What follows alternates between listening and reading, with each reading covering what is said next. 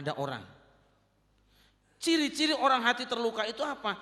Seorang istri yang hatinya luka pasti minta pulang ke rumah orang tuanya. Tanya Betharia Sonata. Pulangkan saja atau itu judulnya lagunya apa? Hati yang, nah itu. Hati bisa sakit, hati bisa sariawan, bahkan hati bisa stroke. Fi qulubihim maradun fazadahumullahu marada wa lahum 'adzabun alimun bima kanu yakdzibun.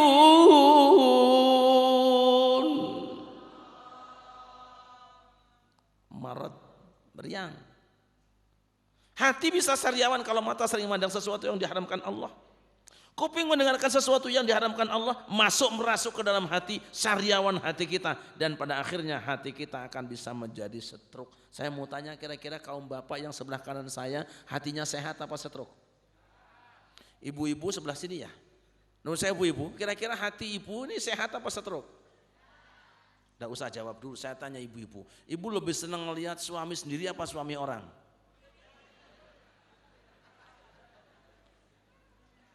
Saya nggak akan tanya Bu Wakil Bupati. Ibu-ibu lebih semangat lihat suami sendiri apa suami orang? Sekarang bapak-bapak lebih senang lihat istri sendiri apa istri orang? Jujur meng kurang asem. Stroke hatinya. Wah, terus gimana doanya diijabah? Hatinya stroke parah kok. Yuk supaya sembuh hati kita tambani ya bareng-bareng ya. Tombo ati iku limang kaping pisan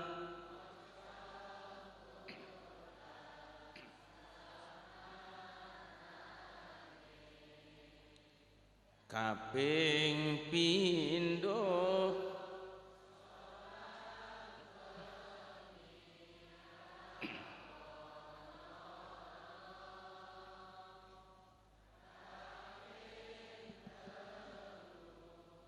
wong kang saleh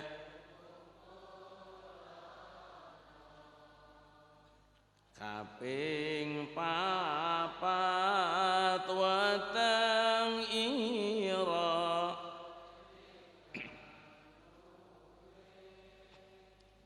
kaping lima zikir wangi salah suwijine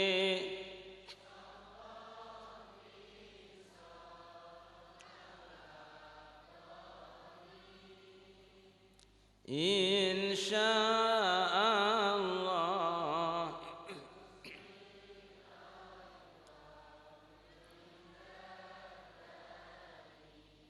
Nah itu sebetulnya terjemahan dari kitab Hidayatul Azkiyah yang merupakan ringkasan dari konsepnya Ibrahim Al-Khawas, seorang sufi.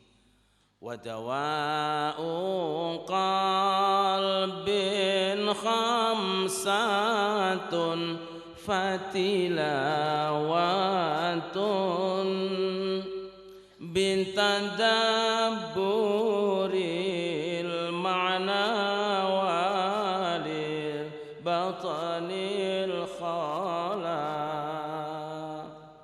wa qiyamul lailin wa tadarru'u bis-sahar wa mujalasatus salihin al-fudala sareng ilahi las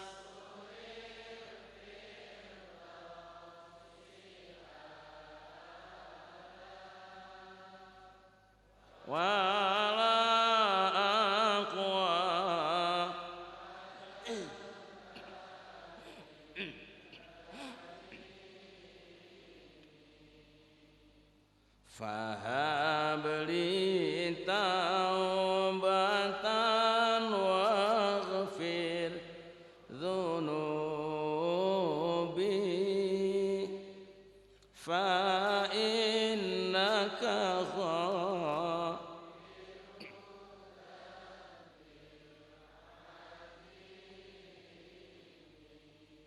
Ini 5 obat penyembuh hati kita yang sakit. 1, baca Quran dengan merenungkan maknanya. Yang kedua, sedikit makannya. Yang ketiga, rajin sholat malamnya. Yang keempat, panjang zikir menjelang subuhnya. Yang kelima, orang soleh teman-temannya. Ini kira-kira Pak, 5 obat ini sudah diminum semua apa belum? Pun diunjuk sedaya napa dereng? Nah, kepriye marine? Bukannya sembuh malah kambuh, orang mari malah mati. Manusia tuh kalau mati hatinya lebih berbahaya daripada binatang. Kambing itu punya tanduk, kalau bertarung 1 lawan 1. Tapi manusia yang tidak punya tanduk tapi kesurupan kambing bisa tawuran massal. Gajah itu punya belalai, kalau ngerubuhin pohon paling 1 pohon. Tapi manusia yang tidak punya belalai, kesurupan gajah yang punya belalai, hutan dibalakin tuh longsor gunung-gunungnya tuh. Tahu apa tidak?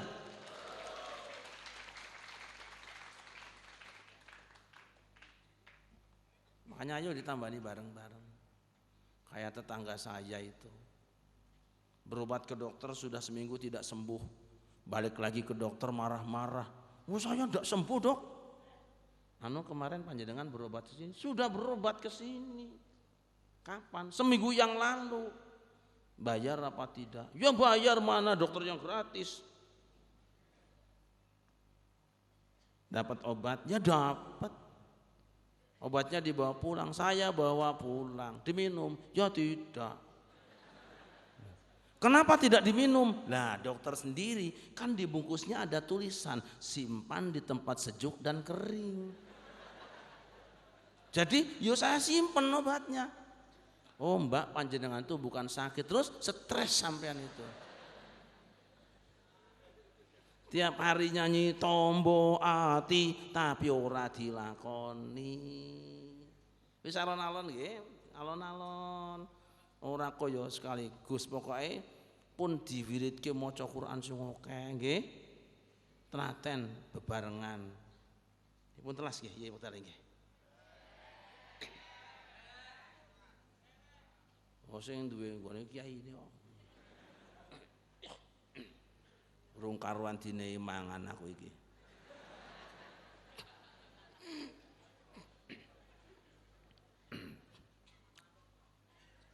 Itu yang kedua. Yang ketiga, tadi 2 biji tambahin 1 sempurna nih. Orang main badminton ada pelatihnya, tenis meja ada pelatihnya, main bola ada pelatihnya, notok raine wong tinju saja ada pelatihnya. Nyurung-nyurung kusen itu catur juga ada pelatihnya. Apalagi kalau hati. Ini perlu ada pelatihnya sing jarane diwestani guru mursyid. Tadi itu Pak Yai Pak Bupati cerita guru mursyid. Wong mbah saya itu ya yang bawa Thariqah Satoriyah dari Jabal Abi Kubes. Mbah Said Abdul Rauf itu di Yogyakarta. Satoriyah. Kebetulan bapak saya juga termasuk murid mungkin tingkat kedua dari Syekh Ilyas yang di sini di di Purbalingga, Sukaraja, terus Naksabandiyah Kholidiyahnya. Janjane yang disuruh saya, cuman saya nggak bisa disuruh-suruh. Ngeri. Mau sekarang thariqat anak kecil-kecil udah belajar thariqah ngajine yo urung beres kok. Udeng-udenge digedhek-gedhek ke jubah dawa gitu. Wasan ora dibayar malah kapok. Ini aku orang ngono. Di amplop ya alhamdulillah, ora ya ora apa-apa transfer. Ngono wae.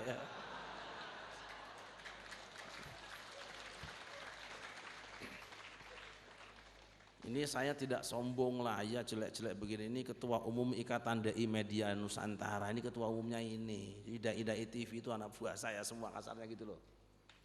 Tapi ngene-ngene ae biasa saja kalem. Enggak ada tarif-tarifan, memangnya listrik apa.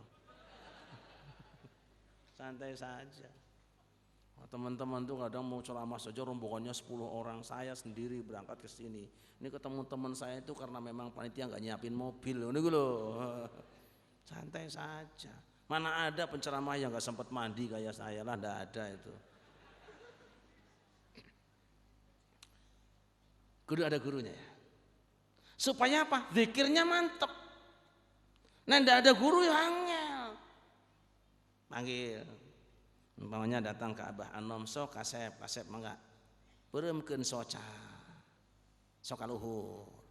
Oh ingat warfa bidommin wansiban fathan wajur kasron kadzikrullahi abdahu yasur. Kowe zikir tarekat qadiriyah naksabandiyah kowe la ilaha illallah warfa bidommin wansiban fathan ini wajur kasron contone kadzikrullahi abdahu yasur kaya kowe. Ku nek wis dadi wong alim kudu dadi dhamir rafa mustatir wa min dhamirir raf'i mayastatiru kaya kowe. Kudu ana guru. Hamba Allah yang muliakan, ini pikir saya mau ijazah untuk anak-anak saya saja khususnya ya.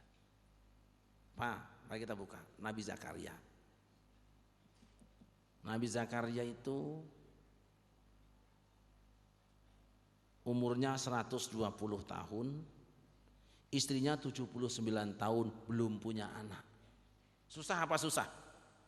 Sedih apa sedih? Oh sedih, oh namanya anak itu gampang-gampang susah kok. Ada yang 5 tahun kawin belum punya anak, 10 tahun kawin belum punya anak, sampai 20-30 tahun kawin belum punya anak. Malah kadang-kadang yang belum kawin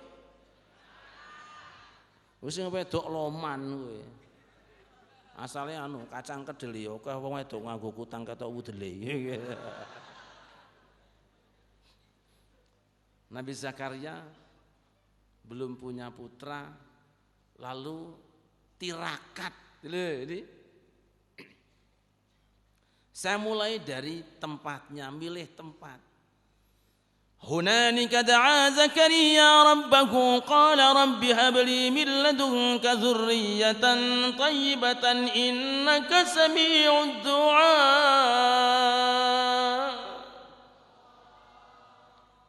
Hunalika. Ini dulu.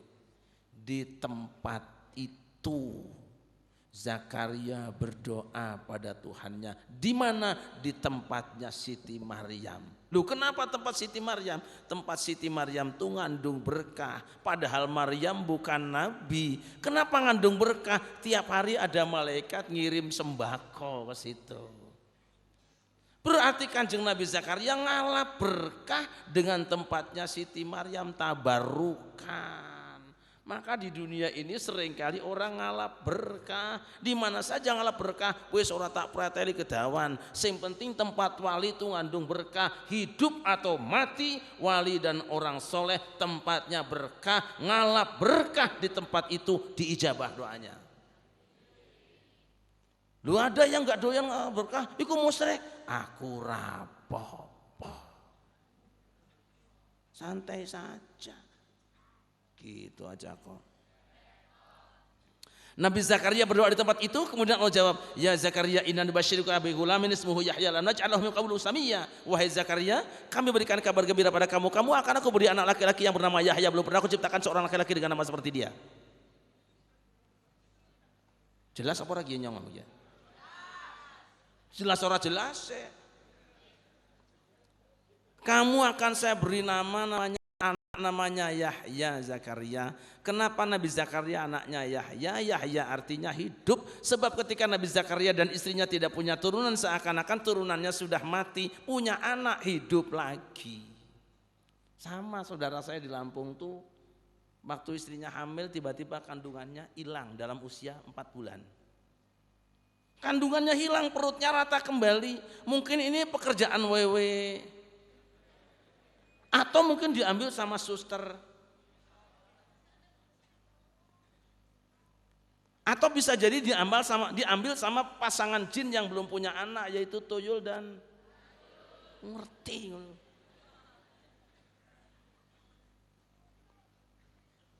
Masuk usia 8 bulan kandungan, bayinya kembali lagi, 9 bulan lahir sempurna, dikasih nama anaknya Timbul.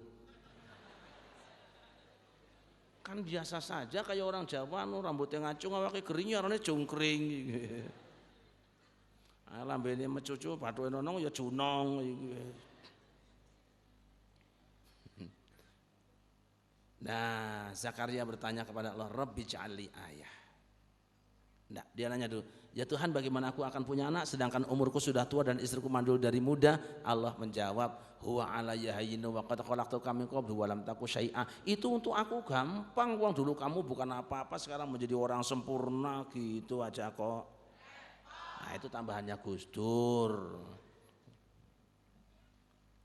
Zakaria bertanya kepada Allah, Rabbi ja'alli ayah, ya Tuhanku tandanya apa? Gampangnya gini, saya harus tirakatnya bagaimana ini? 3, ini buat santri, nanti saya nitip. Tirakatnya 3, 1, Allah tukalliman nasa salasata ayyamin ila romza. Selama 3 hari 3 malam kamu tidak berbicara dengan sesama manusia kecuali dengan isyarat tangan saja. Topo wicoro ora cumarito bicara jeung papada. Tirakatnya, suluknya paling pendek 3 hari 3 malam.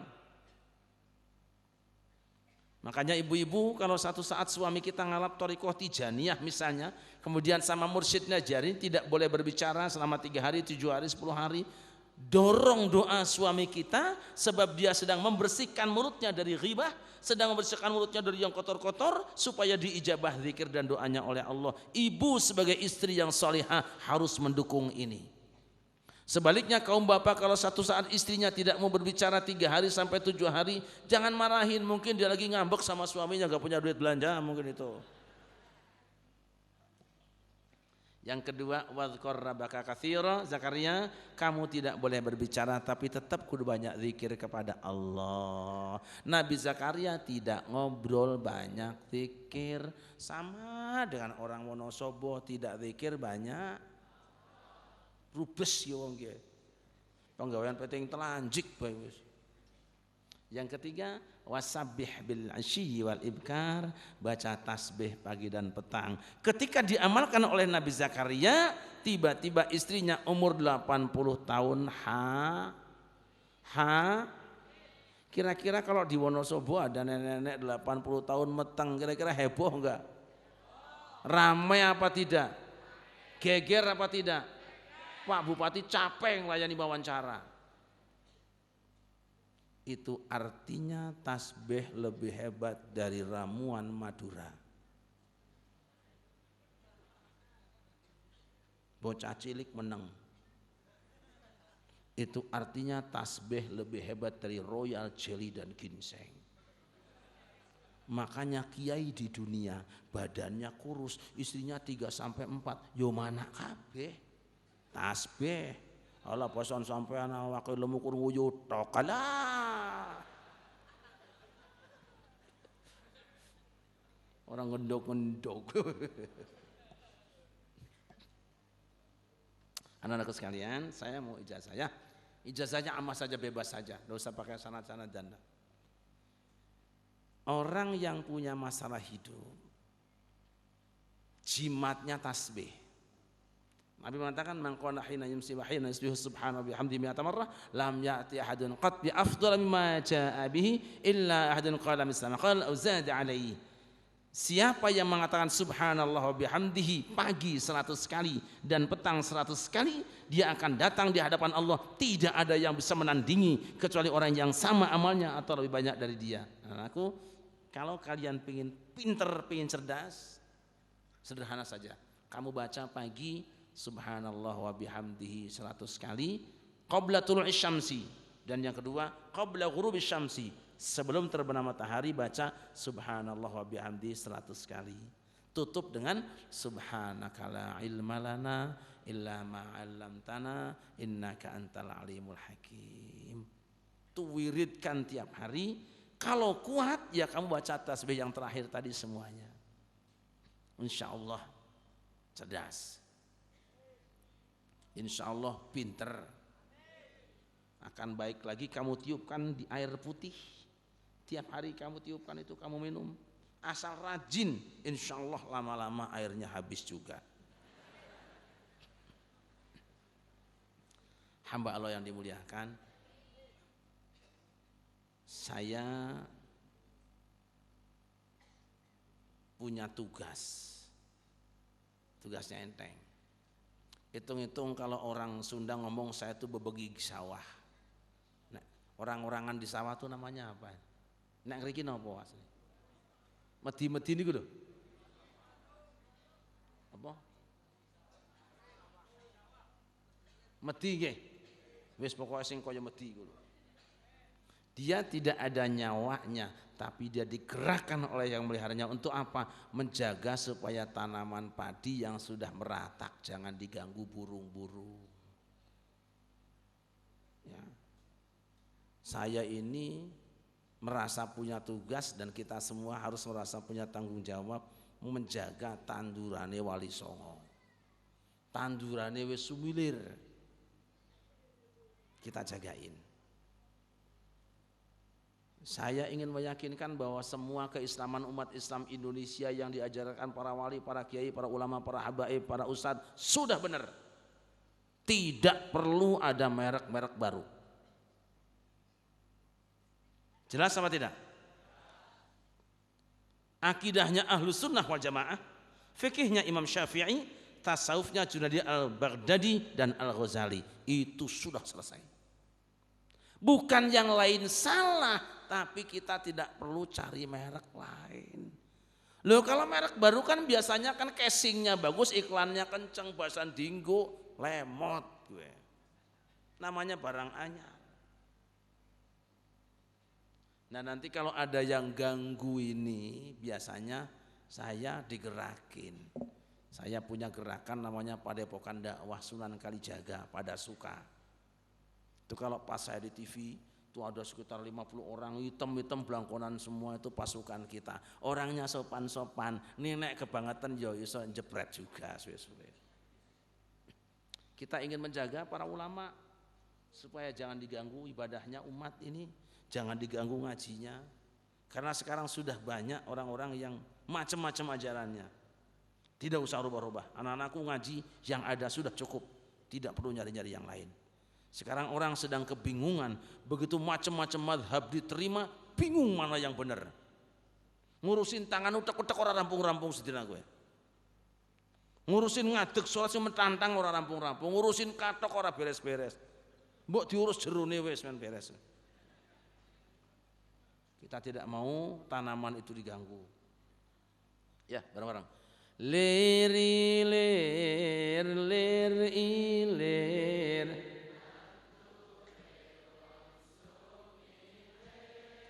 Tak ijo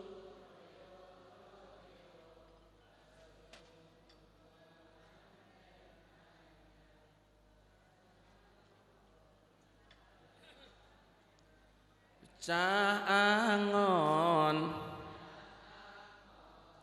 penekna blimbing kuwi lunyulu kanggo mbaso tata tira mumpung jembar kalangane ya surah. Ayo salatullah salamullah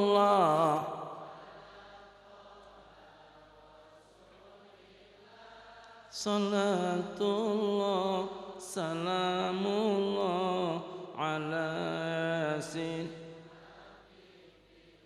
ala yasin habibillah. Hamba Allah muliakan, saya kira ini saja dulu silaturahim kita malam ini. Ini dari malam sampai pagi. Saya juga izin tidak lama-lama karena saya udah kadung mesen tempat ngeletak, nanti saya jam 5 harus sudah sampai check in, harus berangkat lagi. Nah, jam 5.45 sudah terbang kembali ke Jakarta. Insya Allah panjang umur kita, sehat badan kita, kita bertemu kembali dan kita mendoakan kiai kita, Kiai Nurul Hidayat dan keluarga juga para santri semua diberikan istiqomah dan barokah. Para pemimpin kita, Pak Bupati, Pak Wakil Bupati, semuanya Pak Camat